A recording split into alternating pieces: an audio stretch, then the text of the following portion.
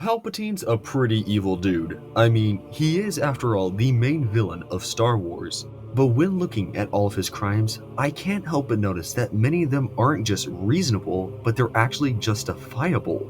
What did you say? Now, I know that many of you are already commenting how he ordered the death of an entire religious group and blew up planets. But if you stay to watch the end of the video, I not only will explain why he did all of that, but also why it was justified. Furthermore, I aim to change your perspective on Palpatine as a whole. Throughout his long and lavish life, Palpatine has committed many crimes. So many, in fact, that if I were to talk about all of them, this video would be over 6 hours long. So instead, I've compiled 5 of his biggest crimes ranging from least severe to most severe, and I will be explaining them in that order. Starting with the murder of his master. What? No, all right. I know that sounds bad. Okay, now I know this may seem bad, but I promise if you hear me out, I can justify this. For starters, his entire religion and philosophy was based around the Sith, and for them, power and dominance is everything. It is the way of the Sith to kill the Master and take their place, continuing this cycle. And for Palpatine, when he killed the Master, it was always the plan. Although one could argue that Plagueis was trying to achieve immortality and thus did not want to die. But to that I say, Darth Bane himself stated that if the rule of two is to work, the Master must die, so the apprentice can carry on the legacy. But in a point of view of the law, this is a little more complicated. You see, murder is defined as the unlawful premeditated killing of one human being by another. However, while the murder is 100% premeditated, it wasn't exactly unlawful in the eyes of the Sith, as this was a major part of their religion. An example of this in the real world is the law of underage drinking. Yet, by customs in the Catholic religion, it is part of their culture to take communion with wine. Now, obviously, this is not the same at all. We're comparing murder to communion, so take all that with a grain of salt, but hopefully you guys see my point. The next crime I will be justifying is Order 66. Execute Order 67.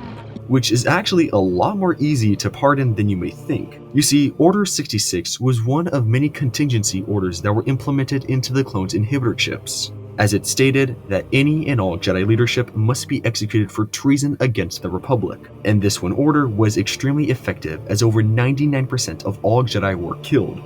But how is this justified? Well, my dear viewer, it is simple as this. The Jedi were traitors. End of story. You see, when Mace Windu and his Jedi gang went to arrest Palpatine, they did that all illegally, as they did not have the support or backing of the Senate. Instead, they went off the whim of a war criminal who has anger issues. So when they confronted him, they had no evidence to prove that he was evil.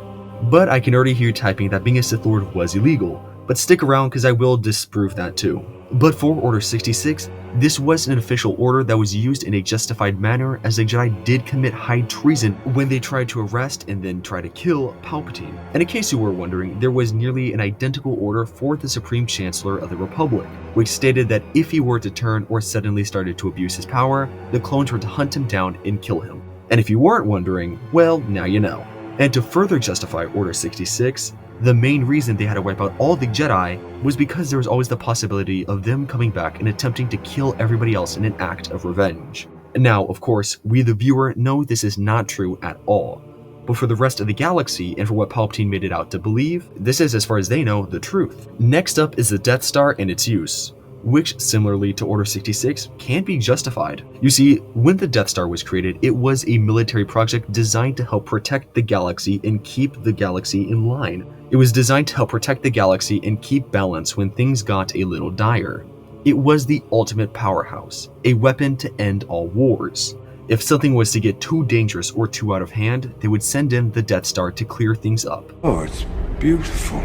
However, for its use on Alderaan, that's pretty easy to justify.